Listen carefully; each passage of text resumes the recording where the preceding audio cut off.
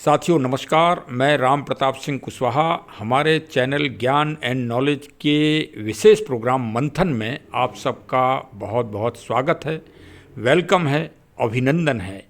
आज का विषय बहुत ही महत्वपूर्ण है। आज का विषय का शीर्षक है शाश्वत। शाश्वत क्या है? जो कभी समाप्त न हो, समाप्त न होने वाला ही नाम है प्रभु श्री राम लला।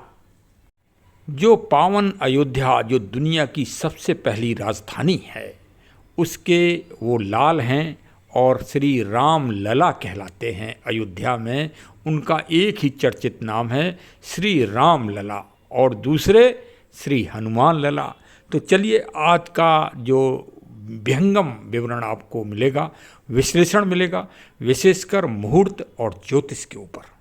साथ में आज सफला एकादशी है, पहली साल की एकादशी। तो भाई चलिए सबको बहुत बहुत बधाई। आज श्री पवन पुत्र संकट मोचन श्री हनुमान लला जी नए रूप में उस राम जन्मभूमि प्रांगण में विराजमान भी हो गए हैं। आप दर्शन करिए, उनका मैं चित्र आपको डाल रहा हूँ। उससे पहले ज्योतिष और मुहूर्त के ऊपर चर्चा हो, उससे पहले आप जरा उत्साह देख लीजिए। 108 फीट लंबी अगरबत्ती आ रही है बड़ौदा गुजरात से, जो अयोध्या की पावन मुहूर्त में वो जलाई जाएगी और करीब 1.5 महीने वो सुगंधित अपना वातावरण उस पूरे अयोध्या का करेगी। ऐसी तो पहले उसका आनंद लीजिए। वास्तव में आप आनंद से सरोवार हो गए। श्री रामचरितमानस में इस बात का उल्लेख है कि प्रभु श्री राम जी का जब अवतरण व जन्म हुआ था इस पावन नगरी अयोध्या में, तब सारे ग्रह और सारी ऋतुएं अपना जो सबसे बड़ा जो उनका दिव्यता थी, जो महानता थी, उस वातावरण को आच्छादित हो गया था। प्रकृति अपने पूरे सरोवार पे आ गई थी। वास्तव में प्रकृति के रूप ही हैं प्रभु श्री राम, इसीलिए वो हमको सबसे प्रिय हैं। क्योंकि अगर प्रकृति का सबसे अनूठा अगर उदाहरण पूरी दुनिया में अगर किसी ने दिया है तो भगवान शिव के बाद प्रभु श्री राम जी का ही स्थान आता है। अपने जीवन के 14 वर्ष उन्होंने अरण्य में काटे और अरण्य की उपमा प्रभु श्री राम जी ने दी कानन से, कि प्रभु की पिता श्री दशरथ जी ने उनको अरण्य नहीं दिया है, उनको कानन का राज्य दिया है। और प्रभु राम जी ने वहाँ ज्ञान प्राप्त किया ऋषियों, मुनियों, संतों से, श्री अगस्त जी, भारद्वाज जी, श्री वाल्मीकि जी। और देखिए तभी वर्तमान प्रधानमंत्री जी ने अयोध्या एरोड्रम का नाम श्री वाल्मीकि महर्षि जी के ऊपर रख दिया। वास्तव में देखिए, आप मनन करिए, चिंतन करिए कि ये आत्माएं कितनी प्रबल हैं, कि इनका ईश्वर से सानिध्य चला आ रहा है आदि और अनादिकाल से। इसीलिए कहा जाता है कि आत्मा अजर और अमर है। एक चीज़ आप और पाएंगे कि एक विशेष टास्क के लिए, विशेष लक्ष्य के लिए जो भी ईश्वर की नियंता हैं, जो मतलब ईश्वर की शक्तियां हैं, वो एक विशेष व्यक्ति को विशेष काम के लिए ही भेजते हैं। और वो काम जब पूरा हो जाता है तभी उस व्यक्ति की महिमा समाप्त हो जाती है। ये भी आप देखिए। तो आज ज्योतिष की पर चर्चा होना है और मुहूर्त की। देखिए मुहूर्त तो भाई हमारी आपकी आम भाषा में तो रामनवमी, जब प्रभु श्री राम जी का जन्म हम लोग मनाते हैं सदियों से, और रामनवमी सबसे पवित्र दिन भी माना जाता है। गोस्वामी तुलसीदास जी ने रामायण रामचरितमानस की रचना ही रामनवमी के दिन की है। तो भाई इससे ज़्यादा और कौन सा मुहूर्त अच्छा हो सकता है? लेकिन नहीं, आज आप जब विवेचन सुनेंगे तो आप पाएंगे कि मुहूर्त का एक विशेष ज्योतिष होता है और मुहूर्त का एक विशेष नक्षत्र होता है। वो नक्षत्र है 22 जनवरी को 12:29 से 12:30 24 सेकंड तक, 84 मतलब 84 सेकंड का, 84 सेकंड को मल्टीप्लाई कर दें तो 84 लाख योनियाँ होती हैं। तो एक एक सेकंड, एक एक योनि जो जीव जंतु हैं, मतलब 84 लाख जीव हैं इस दुनिया में, उनका प्रतिनिधित्व करेगी। ये देखिए, इसको कहते हैं मुहूर्त। और ये मुहूर्त निकाल रहे हैं श्री बनारस काशी, काशी के विद्वान। आहा हा हा हा हा, काशी ज्ञान का, जहाँ भगवान शिव का माँ पार्वती जी के साथ जहाँ विराजमान है, वहाँ से ज्ञान, अखंड ज्ञान, अविरल ज्ञान हमेशा निकलता रहा है और आगे भी निकलता रहेगा। काशी की यही पहचान है। तमिलनाडु से के पूर्वज आए और उन ज्योतिषाचार्य का नाम है श्री गणेशो शास्त्री द्रविड़ जी। श्री गणेश जी शास्त्री जी के पितामह श्री रामचंद्र शास्त्री जी थे। अब आप इसी से समझ लीजिए कि रामचंद्र शास्त्री जी के नाती के पुत्र हैं श्री गणेश जी, और वो इसी काम के लिए बने हैं। अभी जब शिलान्यास प्रभु का हुआ था, तब भी उन्होंने ही मुहूर्त निकाली थी, और वो मुहूर्त निकालने के उनका पूरा मतलब पिता, बाबा जी, पितामह जी, सबका यही काम रहा है। और तमिलनाडु से निकलकर पावन जगह वहाँ तमिलनाडु में है, जहाँ पर वेद और वेद संधि की जो है विशेष वहाँ पहचान रही है, गुणवत्ता रही है। और त्रिविषय नंदूर हैं, जगह है पावन। वहाँ से निकलकर प्रयागराज आए और प्रयागराज से फिर काशी में विराजमान हो गए। और काशी में संस्कृत व्याकरणाचार, जिसमें वेद और वेद की मतलब जानकारियाँ पढ़ाई जाती हैं, दी जाती हैं बच्चों को, और बच्चे विद्वान बनाए जाते हैं वहाँ पर। श्री राम जन्मभूमि तीर्थ क्षेत्र परिसर के कोषाध्यक्ष श्री गोविंद गिरी जी ने विशेष आग्रह किया था आचार्य जी से कि वो 3 मुहूर्त हमको जानकारी दें जब भगवान जी की विराजमान हों, भगवान जी उस मुहूर्त में, शुभ मुहूर्त में। तो उन्होंने काफ़ी मंथन किया और अपनी पूरी टीम, जिसमें श्री विश्वेश्वर शास्त्री साहब जी, उनके बड़े भाई, वो भी बहुत ज्ञानी हैं, उन्होंने भी उसमें पूरा अपना ज्ञान का अर्पण किया और फिर ये मुहूर्त निकाली है उन्होंने। और 3 मुहूर्त नहीं, पूरे उसमें सिर्फ एक ही ये मुहूर्त निकली, जिसमें मुहूर्त में जब विराजमान या शिलान्यास जब भी होता है तो बाण जो होते हैं, अग्नि बाण और शीतल बाण आदि आदि विभिन्न बाण होते हैं, उन सब का विशेष ध्यान रखा जाता है। वो एक एक चीज़ सूर्य के उससे चलती है, सूर्य और चंद्र के उसके आधार पर और ग्रहों और नक्षत्र के आधार पर। ये भारत का अविरल ज्ञान है, ये पूरी दुनिया में आपको कहीं देखने को नहीं मिलेगा। ये महानतम ज्ञान है जो सीधे वेद से निकलता है। देखिए, जो भी मुझे जानकारी मिली है वो भी बहुत महत्वपूर्ण है, मैं आपको शेयर कर रहा हूँ। और थोड़ा बहुत मुझे भी जानकारी है, क्योंकि पुलिस वालों को थोड़ी बहुत जानकारी हो जाती है ज्योतिषी वगैरह की, तो उसी कुछ रुझान भी होता है, तो उस आधार पे मैंने भी भाई जानकारी की। एक तो 12 कच्छप तिथि है भाई, सबसे उच्चतम। कच्छप मतलब अभी मैं आपको चित्र भी दिखा रहा हूँ, छोटा सा एक क्लिप है जो मैंने बनाई थी कछुआ की ही, वो भी ज़रा देखिए, फिर आगे आपको बताते हैं। अब आपने देखा कच्छप जी को कैसे ज़मीन पृथ्वी के अंदर वो घुस के और अपनी स्थिति की मतलब वातावरण और सब के साथ वो अपनी पकड़ को मजबूत करते हैं कि चाहे पूरा ट्रक निकल जाए उनके ऊपर से, लेकिन विचलन नहीं होता, वो अपनी सुरक्षा कर लेते हैं। उसी तरह से 12 कच्छप तिथि में जब स्थापना होगी तो वो पावन स्थान अद्वितीय हो जाएगा, अखंडनीय हो जाएगा। और वो तो अखंडनीय है ही, क्योंकि 2.5 दिन मैंने उस पुण्य जगह पर, उस पांडाल में जहाँ प्रभु जी बैठे हुए थे अपने भाइयों के साथ, मुझे 2.5 दिन पूरी सर्विस के दौरान सिर्फ 2.5 दिन ही मुझे मौका मिला, जबकि मैं वहाँ 2 साल पोस्ट रहा।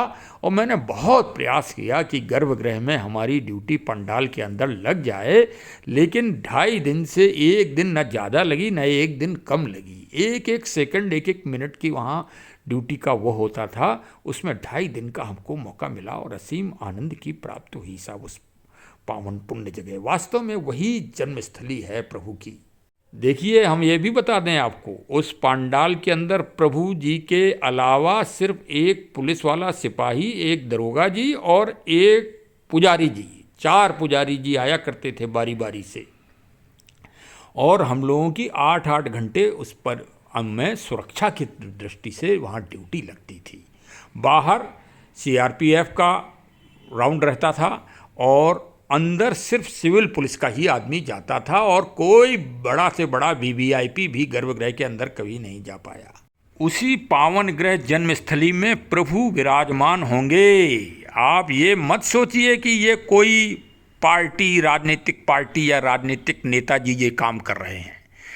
हमारी आप चिंतन को सुनिए, वो सीधे सीधे प्रभु जी ही अपना कार्य करा रहे हैं। और हमने, कई लोग जब हमसे पूछते थे कि भाई ये बताओ कि मंदिर बनेगा कि नहीं बनेगा, तो हम उनसे यही कहते थे कि जिस दिन प्रभु यह तय कर लेंगे कि उनके नाम से कहीं एक बूंद खून नहीं गिरेगा, भाई वो तो हालचाल आपने देखे ही हैं 90 में 92 में, विकराल रूप देखा है आपने पूरी दुनिया में क्या हुआ था। जब ऐसा वातावरण हो जाएगा तभी प्रभु विराजमान हो जाएंगे। वो 22 जनवरी आ गया। अभी 10 दिन पहले जो गुरु होते हैं, मतलब जो ग्रहों में सबसे बड़े बृहस्पति माने जाते हैं, तो वो अभी बकरी थे 10 दिन पहले। अब 10 दिन से वो मार्गी हो गए हैं, मतलब शुभ घड़ी में आ गए हैं। और जब गुरु बृहस्पति जी शुभ घड़ी में आ जाते हैं तो सारे अन्य ग्रह जो है उनके हाँ में हाँ करते हैं, क्योंकि वो गुरु हैं, ग्रहों के गुरु सब हाँ में हाँ करते हैं। तो 22 जनवरी को बृहस्पति जी मार्गी दशा में होंगे, जो सारे दोष समाप्त कर देते हैं। और लग्न के 5वें और 7वें 9वें भाग में कर्क की दृष्टि पड़ेगी। कर्क मतलब जो धार्मिक अनुष्ठान कराते हैं। बृहस्पति और कर्क की जब युक्ति बनेगी तो उस पावन स्थान पे सद्विचार आएंगे और लोगों का जो दर्शन करेंगे उनका भाग्योदय होगा और हर जगह शांति का वातावरण होगा। उन्नतिशील विकास की धारणाएं, मानसिकता लोगों में प्रफुल्लित होगी। लग्न से 6ठे स्थान पर बुध हैं और 11वें स्थान पर शत्रु हैं और शनि जी की मतलब बहुत अच्छी स्थिति है, जिससे शत्रु परास्त हो जाएंगे। लाख लोग विरोध और षड्यंत्र और कूटनीति कर रहे होंगे, लेकिन किसी की भी नहीं चलेगी। ऐसी दिव्य मुहूर्त श्री गणेश ज्योतिषाचार्य जी ने निकाली है और इससे देश का ही कल्याण नहीं होगा, भगवान जी की जो स्थापना की मुहूर्त है उससे पूरे विश्व का कल्याण होगा और बंधुत्व की भावना जन जन में व्याप्त होगी। ऐसा मुहूर्त है साहब, दिव्य। इतना अच्छा विवेचन आपको कहीं सुनने को नहीं मिलेगा। हाँ, मैं बड़ी बात नहीं कर रहा हूँ। हाँ, इसलिए कि ज्योतिष में भाई तो ये तो बहुत ही बिरली चीज़ है, ये भारत की सबसे बड़ी चीज़ है। अंग्रेज इसको सीखने के लिए 250 साल यहाँ रुके।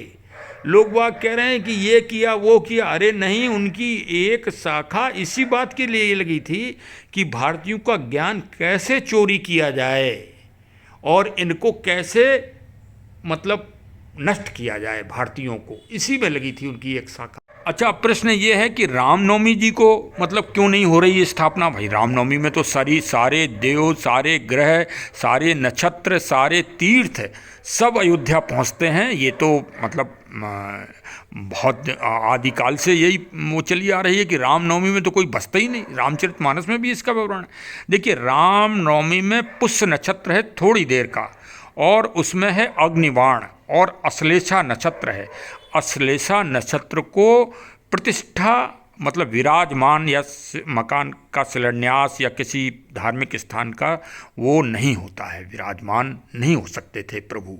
और अग्निबाण है, अगर उस दशा में रामनवमी के दिन कर दिया जाता तो हो सकता है मंदिर में ही आग लग जाती और नहीं तो पूरी दुनिया में आग लग जाती। जैसे रूस यूक्रेन युद्ध चल रहा है, मध्य एशिया में युद्ध चल रहे हैं, वो आग ही तो लगी है। अरे निरीह आदमी मर रहे हैं, वही सब ना हो इसलिए मुहूर्त निकलवाई गई है।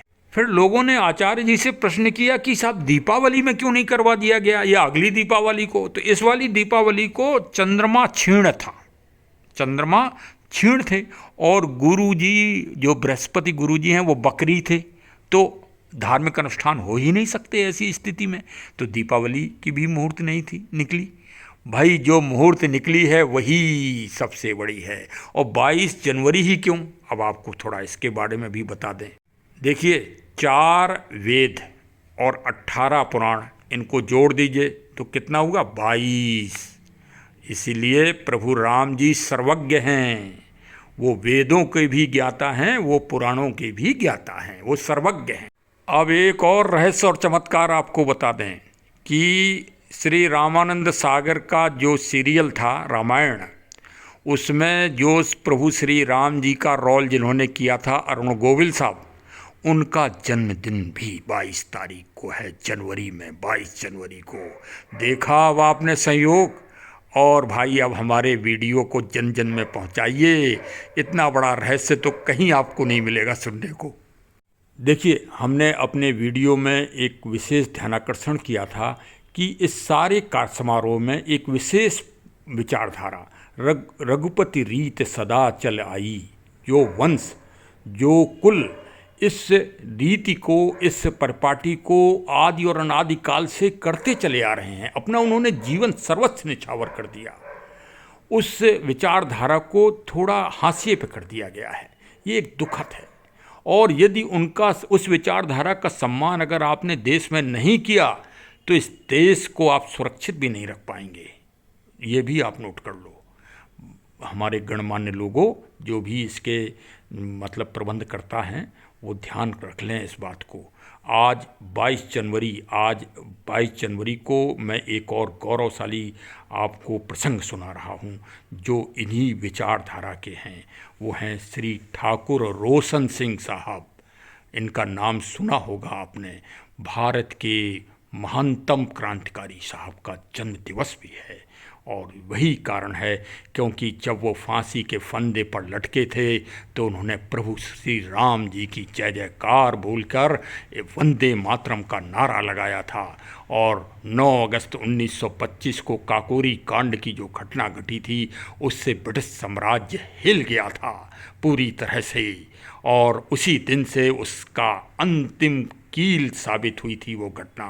ब्रिटिश साम्राज्य के समापन का पहली खुली अगर किसी ने चैलेंज दिया था तो ठाकुर रोशन सिंह उस पूरी घटना के एक प्लानर थे, और उन्हीं की देखरेख में सारे क्रांतिकारी इकट्ठे हुए थे, और शाहजहांपुर उस घटना का सबसे बड़ा केंद्र था। अब एक और दुर्लभ संयोग की जानकारी ले लें कि ठाकुर रोशन सिंह और प्रभु राम जी में समानता क्या थी। एक तो दोनों ही क्षत्रिय थे। रघुपति रीत सदा चल आई, प्राण जाए पर वचन न जाई, उसी के खोतक थे। और दोनों की पूज्य माता जी का नाम कौशल्या देवी जी ही था। और 22 तारीख को ठाकुर रोशन सिंह का जन्म हुआ था, और 22 तारीख को ही प्रभु विराजमान हो रहे हैं उसी समय। ये दुर्लभ जानकारी, ये मुहूर्त की सबसे बड़ा संयोग आपको किसी भी चैनल में सुनने को नहीं मिलेगा, न किसी राष्ट्रीय समाचार चैनल में मिलेगा। इसीलिए हम कहते हैं कि हम नई चीज़ लाते हैं, और वो भी बहुत शोध के बाद और बहुत अच्छी संकलन और मेहनत करने के बाद हम आप लोगों को नई चीज़ सुनाते हैं। शायद फांसी के फंदे पर जय श्री राम जी का जो नारा और वंदे मातरम का नारा उन्होंने लगाया था, उन्हीं की ये आवाज़ आज बुलंद रूप से 22 जनवरी की मुहूर्त, और ये जिस टाइम उनको फांसी लगी थी उसी टाइम अभिजीत मुहूर्त में ही भगवान विराजमान हो रहे हैं। इसको कहते हैं संयोग, इसको कहते हैं दुर्लभ मुहूर्त। वो महान क्रांतिकारी जी की जो आवाज़ थी फांसी के फंदे पर, वही आज सत्य हो रही है। उन्होंने जो कल्पना की थी देश की, भारत देश की महानता की, वो आच्छादित हो रही है। सत्य बात तो ये है। प्रभु राम जी की जिस पर कृपा होती है उसे कोई दूर नहीं कर पाता। आप लोग क्षणिक जो है उस विचारधारा से जो है उनको दूर कर रहे हैं, ऐसा मत करिए। ऐसा मत करिए। इसके अलावा मैंने अपने पिछले ब्लॉग में कुछ अध्यक्ष श्री नृपेंद्र मिश्र साहब को और महासचिव श्री चंपत राय साहब को तथा सभी वरिष्ठ लोगों को मैंने कुछ सुझाव दिए थे कि मुहूर्त देखिए, मुहूर्त, और आप आगे पीछे पेड़ लगवा सकते हैं, आगे पीछे आप गद्दियां समारोह में डलवा सकते हैं, राजगद्दी पूर्व जो हमारे महान दिव्य आत्माएं हुई हैं उनके लिए आप इस समारोह में, इस शुभ मुहूर्त में ये 2 काम अवश्य करवाइए महोदय। हमारा ब्लॉग जो भी सुन रहा हो वो इस बात की आवाज़ उठाए कि 5 राज सिंहासन, राज गद्दी उसी वीवीआईपी लाइन में डलवाई जाएं और उन्हें विभिन्न फूलों से आच्छादित किया जाए, और साथ में 84 दिव्य वृक्ष जो प्रभु जिनके नीचे प्रभु श्री राम जी ने अपना निवास बनाया था, उन दिव्य वृक्षों का रोपण उस प्रांगण में, राम जन्मभूमि प्रांगण में करवाया जाए और शुभ मुहूर्त में शुभता अखंडनीय रूप से कर दी जाए। क्योंकि प्रभु श्री राम जी ने दुनिया को अगर सबसे बड़ा संदेश दिया है तो प्रकृति पर्यावरण के संरक्षण का दिया है, और क्योंकि आगे दुनिया में सबसे विकट समस्या ना तो आतंकवाद की है, ना सांप्रदायिकता की है, ना ये देश जो लड़ रहे हैं अमेरिका, रूस वगैरह, इनकी कोई समस्या नहीं है। समस्या है सबसे बड़ी जलवायु परिवर्तन की। जलवायु परिवर्तन का जो दंश आ रहा है वो हमारी भावी पीढ़ी को चौपट कर जाएगा, सत्यानाश कर देगा। उस सत्यानाश को अगर बचाना है तो प्रभु श्री राम जी के द्वारा जो महान संदेश दिया गया है प्रकृति पर्यावरण की रक्षा का, वो जन जन में फैलाने की आवश्यकता है। और जो हमारे मृत दिव्य आत्माएं हैं वो कोई भी हों, पक्ष की हों, विपक्ष की हों, उससे मतलब नहीं है। चाहे शेर सिंह हमारे पूर्व सिपाही हों, या श्री बरकत अली जी हों, या नायर साहब डीएम साहब हों, या श्री गुरमीत सिंह साहब सिटी मजिस्ट्रेट साहब हों, या श्री माननीय अशोक सिंघल साहब हों, या माननीय पूर्व प्रधानमंत्री श्री अटल बिहारी वाजपेयी जी साहब हों, सभी के लिए वो राजगद्दियाँ डलना आवश्यक है और जिनमें वो मृत आत्माएं आकर विराजमान हो सकें।